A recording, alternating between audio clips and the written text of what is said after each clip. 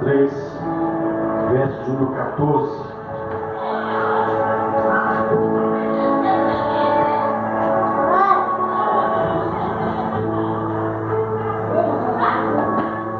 Apocalipse 3, 14 diz assim: ao anjo da igreja em Laodiceia, escreve: essas coisas diz o Amém, a testemunha fiel e verdadeira, o princípio da criação de Deus. Conheço as tuas obras, que nem és frio, nem quente. Quem dera fosses frio ou quente. Assim, porque és morno, e nem és quente nem frio, estou a ponto de vomitar da minha boca.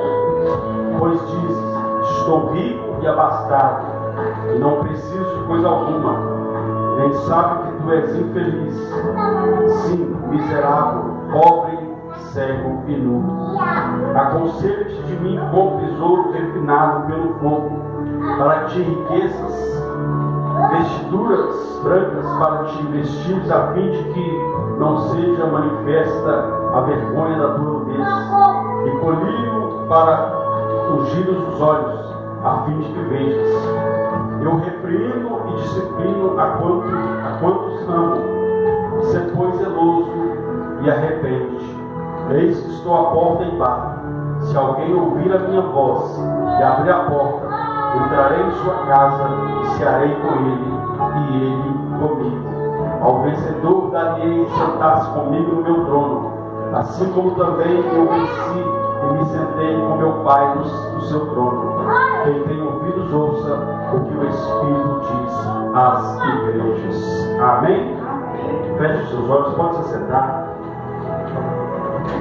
Santo Deus, eterno Pai, Deus, em nome de Jesus, nós te pedimos nesta manhã mais uma vez, fale conosco, nos abençoe através da tua palavra, porque só o Senhor tem palavra de vida eterna, em nome de Jesus. E você diz amém. Amém? Irmãos, nós vemos aqui um texto onde o próprio Jesus, passando para João, na chamada ilha de Patmos, porque João foi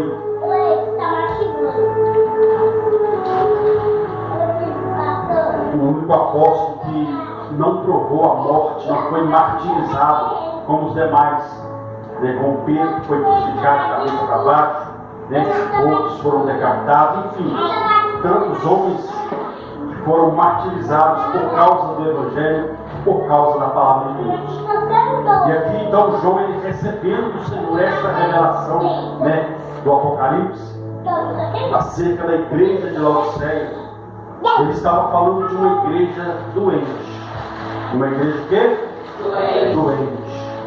Ou seja, todos nós, quando não estamos nos sentindo bem, ou seja, estamos doentes, nós vamos ao médico, e ali o médico, então, ele nos dá um diagnóstico, mas toda doença, ela precede alguns sintomas. E aqui dentro desse texto, João vem falando acerca dos sintomas que mostravam que essa igreja, Laodiceia, estava doente. E se nós trazemos para o dia de hoje, nós vamos ver também que nos dias de hoje existem igrejas que estão doentes. Existem membros do corpo que estão doentes. E dentro desse texto nós vamos olhar. E aqui o apóstolo, ele começa escrevendo, porque o próprio Senhor diz, ele diz, ao anjo da igreja, ou seja, ao pastor da igreja ali, escreve essas coisas, ou seja, foi relatado, foi um diagnóstico de que aquela igreja estava doente. Ou seja, ele diz assim, conheço as tuas obras, que nem és frio e nem quente. Quem dera que fosses frio ou quente. Ou seja, era uma igreja que achava que Deus não tinha sensibilidade para ouvir a voz de Deus. Porque ele diz: quem dera as fosse quente ou frio. E a gente sabe que beber água morna não é nada bom, né? Algumas pessoas são mais sensíveis, dá até ânsia de vômito, como o próprio Jesus disse que, olha, eis que estou a ponto de vomitar.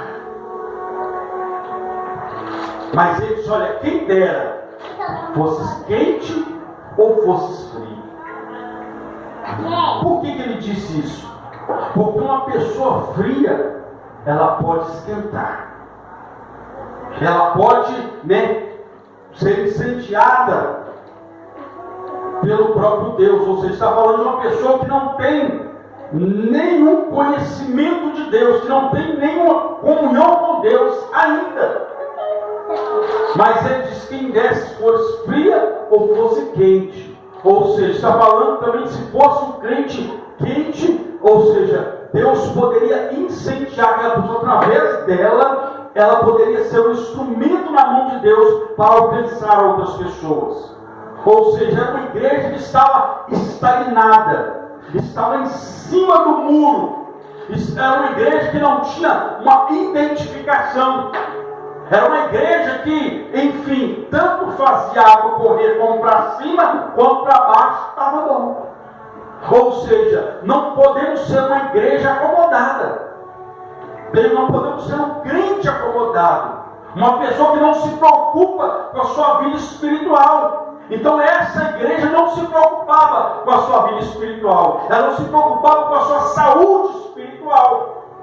Então, da mesma forma que nós cuidamos do nosso corpo, que temos, que se sentimos algo, tem algum sintoma, algo que está nos prejudicando, que nós temos a disponibilidade de procurar um médico, ir lá para ver o que está acontecendo, o que deve ser feito, assim também existe um médico na igreja, e o nome dele é Jesus Cristo. Se tem alguma enfermidade, se tem algum mal, procure o médico, porque ele tem a cura, ele tem a solução. Mas essa igreja não estava nem aí. E tem um ditado que é verídico: quem não cuida da saúde, cuida da doença.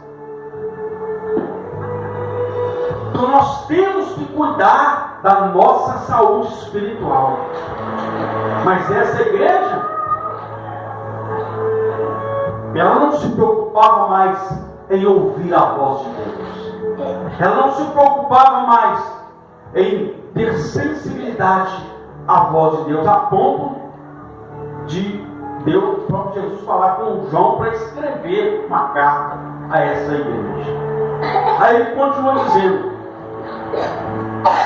conheço as tuas obras, nem és frio nem quente, quem dera fosses frio ou quente. Assim, porque és morno, nem quente nem frio, estou a ponto de vomitar-te da minha boca. Aí diz: olha, pois, diz, sou rico e abastado, e não preciso de coisa alguma.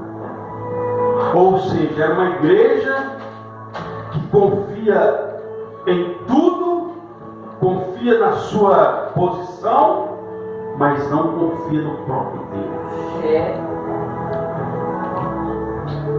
Ele diz: sou rica e abastada, e não preciso de coisa alguma. Só que aí vem Deus falando: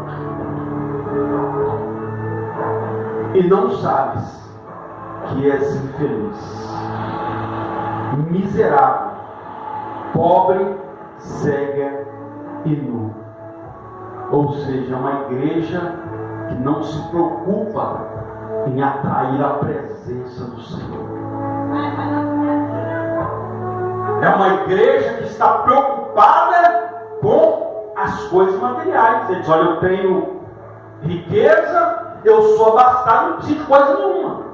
Ou seja, valoriza mais o que tem do que a presença daquele que dá. Valoriza mais o que possui do que o abençoador. Então é como eu sempre digo: não é errado a pessoa buscar algo material, não nada disso é errado, porque a Bíblia nos orienta a buscar. Mas o principal é a presença de Deus. Porque essa igreja se achava que tinha tudo, mas sem a presença de Deus, nós não temos nada. Nós não temos nada. Porque quantas pessoas têm, abertamente falando, materialmente tem tudo, mas é o que eu disse, é uma pessoa infeliz. Tem pessoas que têm muita coisa, mas são pessoas infelizes. Pessoas que não têm, enfim, prazer na sua alma. Ela está sempre o quê? Querendo mais e mais, ou seja, para tentar saciar a sua alma, mas continua um vazio. Então uma pessoa desesperada em conquistar algo, ela se esquece que a maior conquista, que a maior riqueza que nós temos é a presença do Deus Todo-Poderoso. E o desejo de Deus é que essa igreja fosse pelo menos, ou fosse fria, ou fosse quente. Aí ele continua: aconselho de mim, compres ouro refinado pelo fogo, e te enriqueças. É o que ele está falando, da presença de Deus. A presença de Deus. Só que ele falou: eu te aconselho que compres, ou seja, tem um preço a se pagar. O problema é que ninguém paga preço pelas coisas espirituais, mas paga preço pelas coisas materiais. Aí é que está o problema. Se paga o preço por aquilo que quer, mas não se paga o preço por aquilo que Ele quer, por aquilo que Deus almeja. Porque Deus não quer apenas, nos abençoar materialmente, mas Ele quer também nos abençoar espiritualmente. Para quê? Para que outras pessoas sejam alcançadas por esse Deus Todo-Poderoso. Ou seja, Ele quer uma igreja que esteja em atividade espiritual. Um crente que esteja a serviço do reino. Porque a pessoa acha, porque às vezes ela adquire algo, ela acha que ela é serva de Deus. O servo é aquele que serve. É o que serve. E Deus quer uma igreja que serve. Mas Ele diz: olha, é necessário que você vai e compre a um preço a se pagar. Para ser cheio da presença, a um preço a se pagar. Pela salvação, você não precisa pagar mais nada. Porque Jesus já pagou o preço pela minha e pela sua salvação. Mas para que nós venhamos manter essa chama acesa, para não sermos um crente morno, para não esfriarmos na fé, é preciso pagar um preço. Para essa presença, para essa chama, porque a ordem de Deus é que ao fogo, a chama, arda em nós continuamente. Ou seja, todos os dias nós temos que nos colocar diante de Deus e pedir: Deus, eu quero ser cheio da Tua presença. Deus, eu quero ser usado. Deus, eu quero ser um instrumento na mão do Senhor. Deus, eu quero transbordar a Tua presença, para que aonde você chegue, algo aconteça. A Bíblia diz então que ele continua dizendo: para que te enriqueças e vestiduras brancas, para que vistas, a fim de que não seja manifesta a tua nudez. Em algumas traduções está a vergonha da tua nudez. Ou seja, era uma igreja envergonhada. Era uma igreja que o diabo tinha legalidade. Era uma igreja que fala: olha, era um povo que vivia no pecado, vivia abraçado no pecado e achava que estava tudo bem. Só que ele mesmo falou: eu te aconselho que compra o quê? Vestiduras brancas para que se vista. Quando se fala vestido, fala o quê? De pureza, a fim de que não seja manifesta a sua vergonha e da tua nudez. pecado para nós, essa igreja ela não via assim o pecado assim. O pecado para nós tem que ser como a gente conhece. Você está na rua e de repente suas roupas desapareceram. Você vai ficar o quê? Constrangido. O que você vai fazer? Eu tenho que tampar isso aqui, eu tenho que encobrir isso aqui. Isso aqui não pode aparecer, isso aqui não pode ser visível na minha vida. Assim como o pecado não pode ser visível na nossa vida. Errar nós erramos, mas tem pecados que nos levam ao quê? A vergonha. E era isso que aconteceu. Essa igreja estava em vergonha. E ele só aconselha que compre vestiduras brancas, ou seja, para que ande em santidade, para que a sua vergonha não seja manifesta.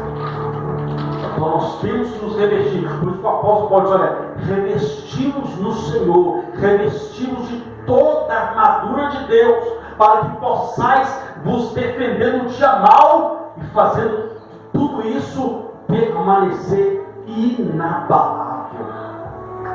Essa igreja é uma igreja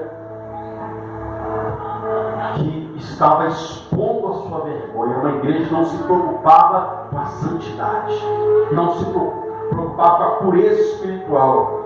Aí ele continua dizendo: vestiduras brancas para a vista, a fim de não seja manifesta a tua vergonha e a tua nudez, e colírio para que unjam os seus olhos, a fim de que vejam. Ou seja, uma igreja séria. Uma igreja séria. Ou seja, ela não tinha visão espiritual. Ou seja, uma pessoa que não tem visão espiritual, o diabo tem legalidade, tem acesso livre a fazer na vida dessa pessoa o que ele bem quiser. Por quê? Porque a pessoa perdeu o quê? A visão espiritual.